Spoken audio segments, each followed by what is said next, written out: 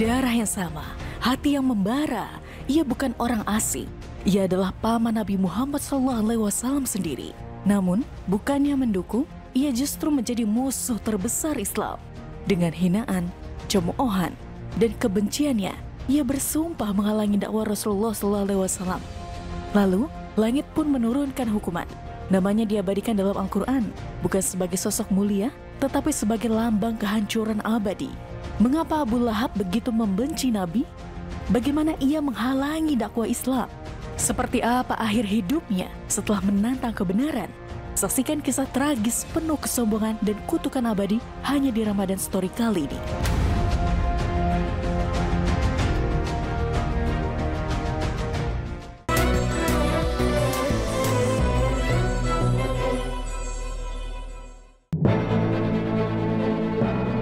Assalamualaikum warahmatullahi wabarakatuh.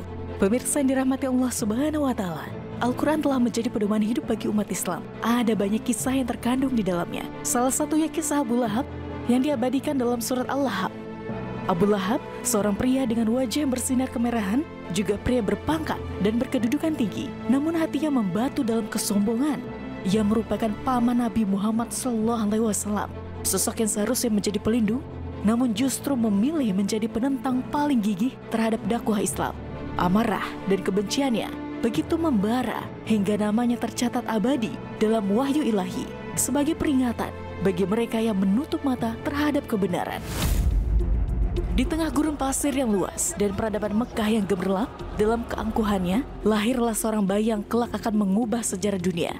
Malam itu, di sebuah rumah sederhana, tangis pertama seorang bayi pecah, membawa kabar gembira seantero Bani Hashim.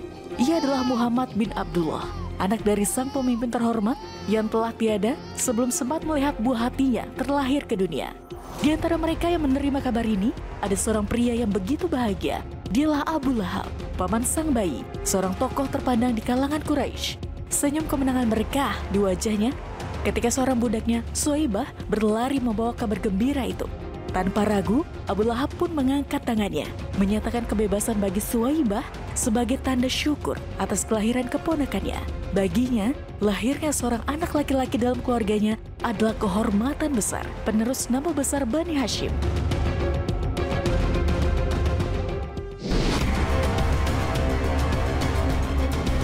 Kegembiraan Abu Lahab tak hanya berhenti pada senyum dan sorak-sorai.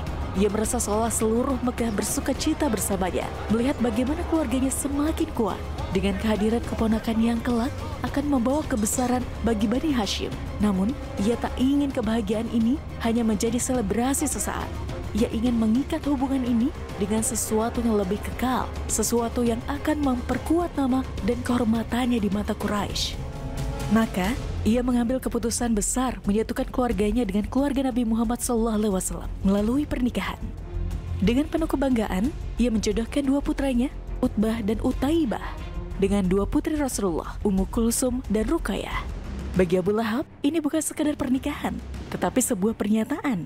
Keluarganya akan terus berada dalam lingkaran kehormatan, menjadi bagian dari garis keturunan yang dihormati. Di mata masyarakat Quraisy, keputusan ini dipandang sebagai simbol keakraban dan kepercayaan antara dua keluarga besar. Nama Abu Lahab semakin dihormati dan ia menikmati setiap pujian yang datang kepadanya. Ia yakin dengan tali pernikahan ini, masa depan keluarganya akan semakin cemerlang.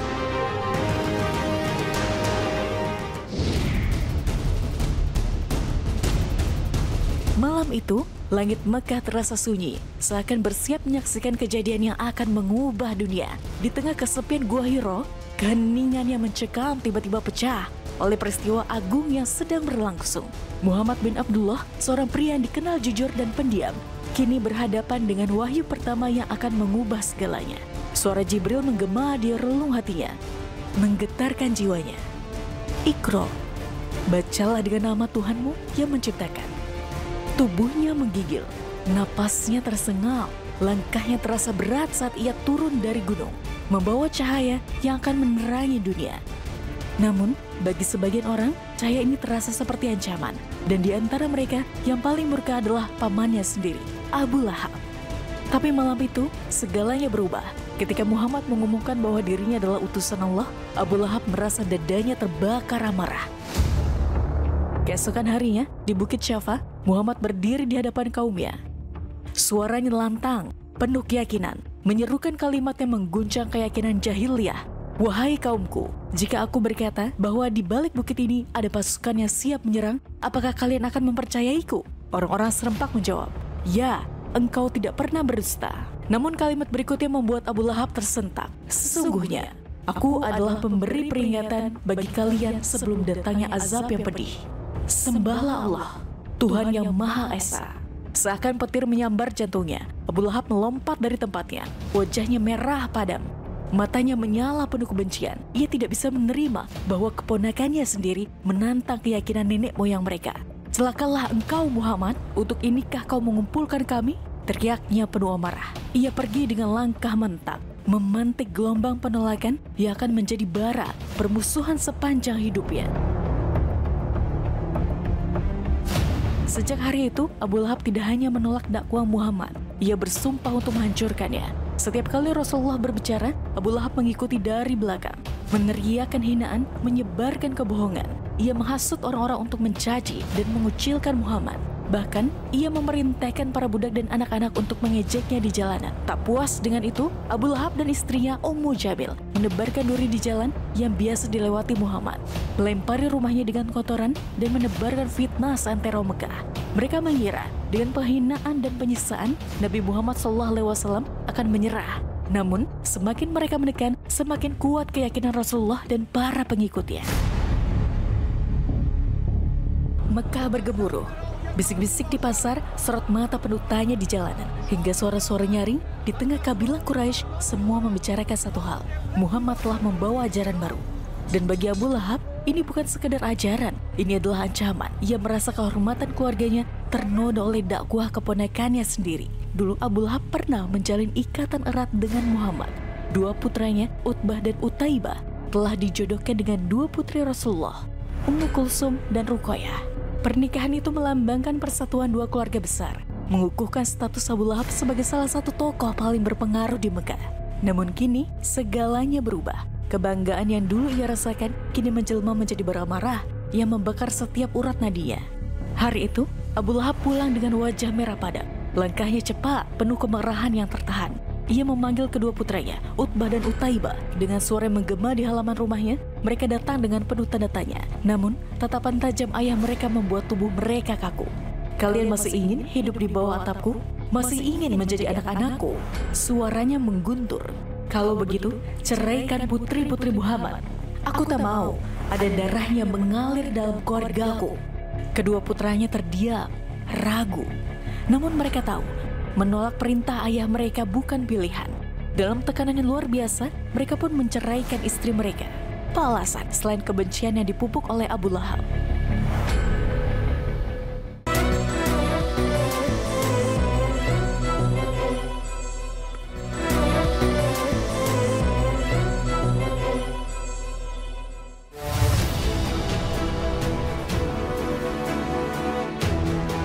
Mekah, kota yang dahulu sunyi dalam tradisi nenek moyangnya, kini bergejolak. Sebuah ajaran baru telah mengguncang keseimbangan kaum Quraisy. Nabi Muhammad, pria yang terkenal sebagai Al-Amin, kini berdiri sebagai seorang rasul yang menyeru pada tauhid, mengajak manusia meninggalkan berhala dan menyembah hanya kepada Allah. Suaranya menggema di seluruh penjuru kota, menembus tembok-tembok kesombongan para pembesar Quraisy.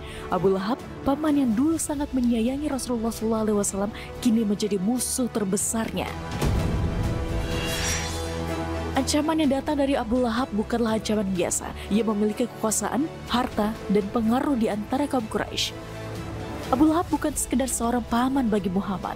Ia adalah seorang saudagar yang memiliki kedudukan tinggi. Seorang yang paham bahwa kemakmuran Mekah terikat erat dengan berhala-berhala yang berdiri kokoh di Ka'bah. Setiap tahun, ribuan orang datang dari berbagai penjuru untuk menyembah berhala-berhala itu, membawa serta emas, perak, dan barang dagangannya. Dan siapa yang paling diuntungkan dari semua itu? Para pemuka Quraisy, termasuk Abu Lahab sendiri. Kebenciannya bukan semata-mata tentang kepercayaan. Itu adalah soal kekuasaan, soal harta. Ia tidak bisa membiarkan Muhammad mengguncang pondasi yang telah memberinya kehormatan dan kemakmuran. Maka Abu Lahab pun menggunakan segala cara untuk menghentikannya. Ia menghasut para pedagang agar memboikot pengikut Muhammad, memastikan mereka tidak bisa membeli makanan atau menjual barang dagangan. Ia menyebarkan fitnah, mempermalukan keponakannya di depan umum. Bahkan memaksa kedua putranya untuk menceraikan putri Rasulullah sebagai bentuk penghinaan. Namun, semakin ia menekan, semakin Islam bertumbuh. Semakin ia berusaha meruntuhkan ajaran Muhammad, semakin kuat pengikutnya berpegang teguh pada keyakinan mereka. Dan pada akhirnya, Abu Lahab tidak hanya gagal mempertahankan kekuasaannya, ia juga diabadikan dalam kehinaan.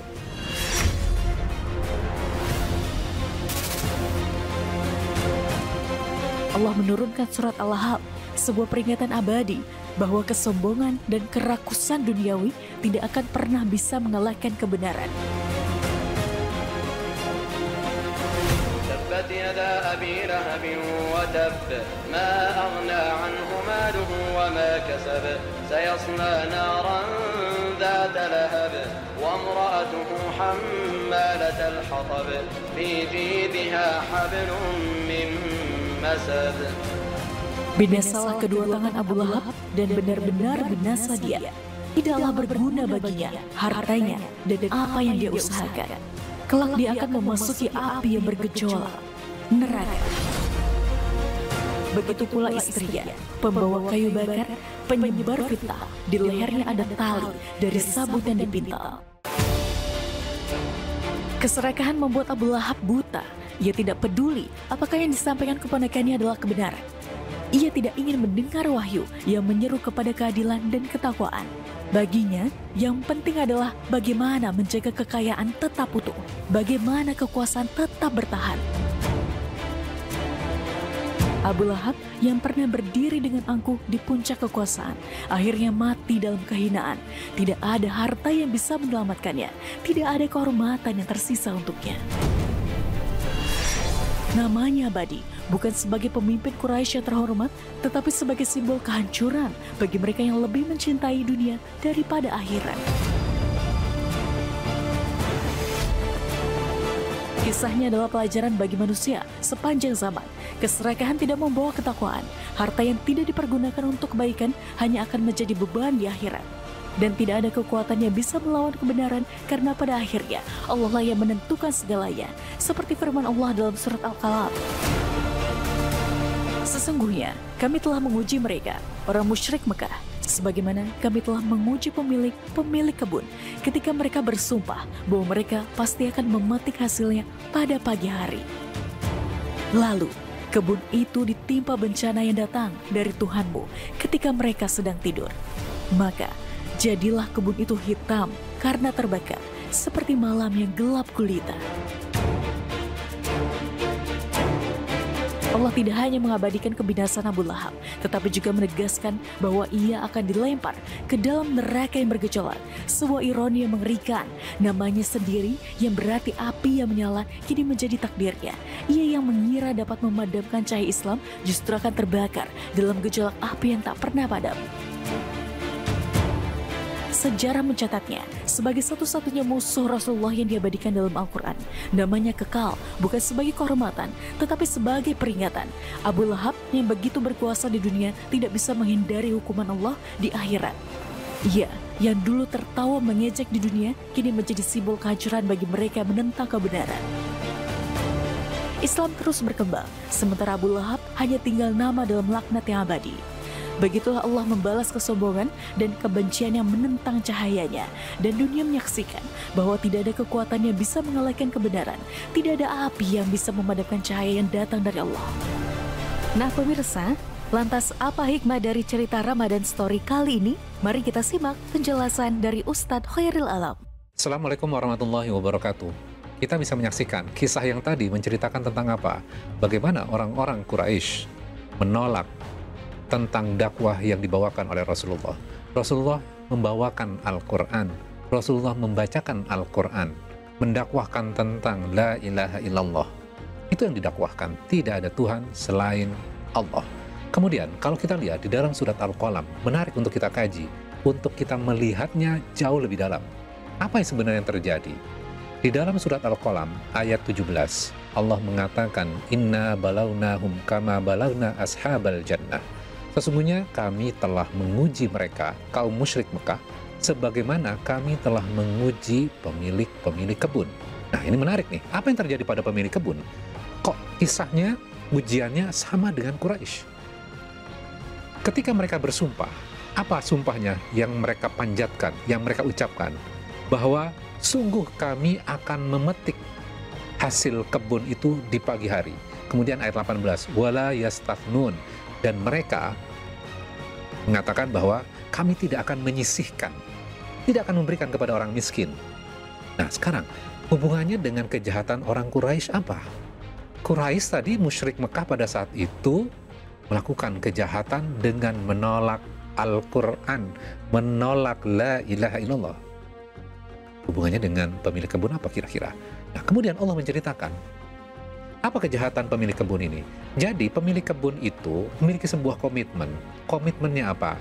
Kami akan memanennya besok hari dan kami tidak akan memberikan kepada orang miskin sedikit pun. Kami tidak akan membiarkan mereka masuk ke dalam kebun kami. Sehingga apa yang mereka lakukan? Mereka akan memanen sebelum office hour, ketika pagi hari. Yang paling penting buat mereka, keuntungan hanya untuk mereka, tidak mau membagikan kepada orang miskin. Ini merupakan sebuah kejahatan. Kemudian Allah menghancurkan kebun itu di malam harinya sebelum pagi-pagi mereka bangun. Kemudian Allah lenyapkan semuanya. Kemudian setelah lenyap, maka mereka dibangun pagi hari dan mereka tidak mengetahui kebunnya sudah musnah. Dan yang terjadi ketika mereka melihat kebunnya, mereka sangat menyesal. Di ayat 26, ketika mereka melihat kebunnya, mereka mengatakan, qalu inna ladallun. Sesungguhnya kami benar-benar zalim. Kami menghalangi orang miskin untuk masuk ke dalam kebun kami dan sekarang kami dihalangi untuk memperoleh hasil dari kebun yang kami sudah upayakan. Kemudian ayat 28, berkata seorang yang paling baik pikirannya di antara mereka, alam aqul lakum laula tusabbihun. Bukankah aku telah mengatakan kepadamu, hendaklah kamu bertasbih kepada Tuhanmu. Nah, ini menarik untuk kita kaji. Kejahatannya apa? Tasbih itu apa sih sebenarnya? Tasbih itu menyucikan Allah dan tidak berpikir yang negatif tentang Allah. Nah, kejahatan mereka apa tadi? Mereka tidak mau memberikan kepada fakir miskin, orang miskin dari hasil panennya. Berarti tasbihnya di mana yang dilanggar? Mereka tidak menjelekkan Allah kok sebenarnya. Yuk kita kaji. Allah memiliki sebuah rencana. Rencananya apa? Memang betul bahwa hak pemilik kebun adalah menguasai. Ketika dia tidak memberikan secara hukum, mereka tidak bersalah. Namun Allah memberikan sebuah instruksi untuk memberikan sedekah kepada orang miskin, memberikan zakat dari harta yang kita hasilkan tuh. Namun mereka tidak mau memberikannya, dan itu merupakan bentuk kejahatan. Dan ketika Allah punya rencana memberikan juga kepada fakir miskin dan menghalanginya, artinya sesungguhnya kita tidak bertasbih. Seakan-akan kita mengatakan Allah tidak akan melihat perbuatan saya. Allah nggak akan melihat itu semuanya. Maka sesungguhnya kita berpikir yang negatif tentang Allah. Mana tasbihmu?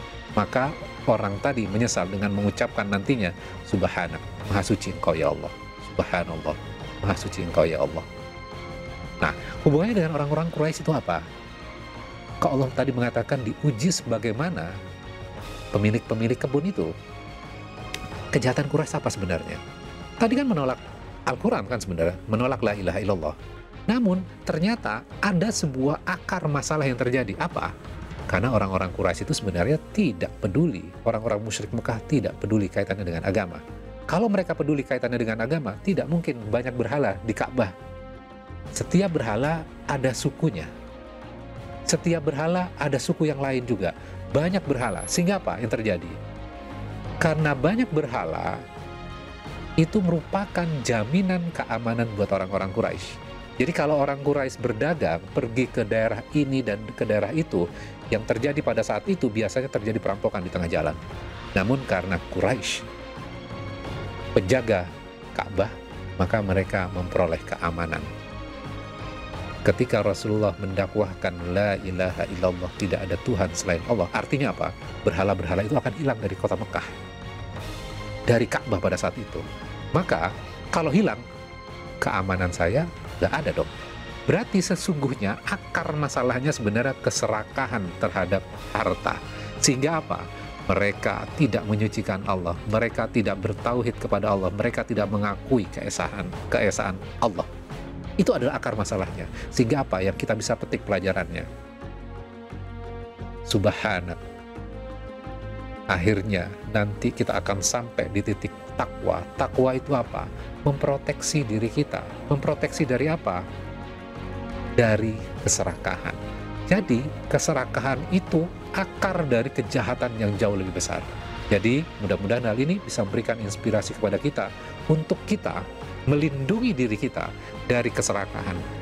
Jangan sampai kita melakukan hal itu dan kita akan terjerumus kepada kejahatan yang jauh lebih besar. Ketika Allah sudah mewajibkan kepada kita, mensunnahkan kepada kita, Rasulullah sudah mensunnahkan kepada kita untuk memberikan kepada orang-orang yang tidak mampu, maka lakukan itu, karena itu menghilangkan keserakahan pada diri kita. Mudah-mudahan kita diberikan kelembutan hati untuk selalu bisa memberikan kepada fakir miskin sebagai wujud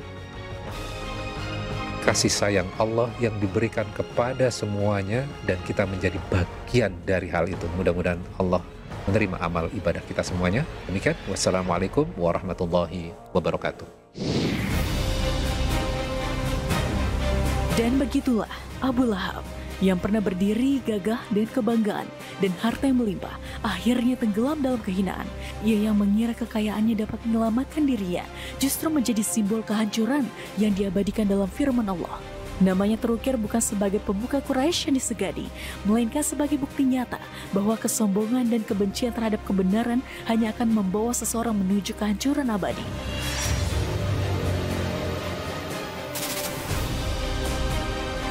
Waktu terus berjalan, namun ayat-ayat dalam surat Al-Lahab tetap bergema, menjadi peringatan bagi siapapun yang berpaling dari hidayah. Sementara Islam terus bersinar menerangi dunia, nama Abu Lahab tetap terpatri dalam sejarah bukan sebagai seorang yang berjaya, melainkan sebagai pelajaran abadi bahwa siapa yang menentang cahaya Allah, maka ia akan binasa dalam gelapnya api yang menyala-nyala.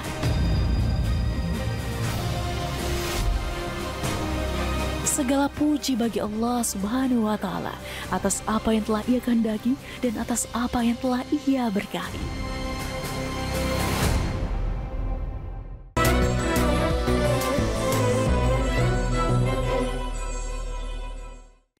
Meskipun suaminya adalah seorang Nabi Allah, namun Wa'ilah memiliki perilaku menyimpang, sama seperti kaum Nabi Lut yang membangkang. Abu Jahal, sepupu jauh dari Nabi Muhammad SAW, menjadi salah satu kerabat Nabi yang sangat jahat dan termasuk dalam musuh Islam terburuk.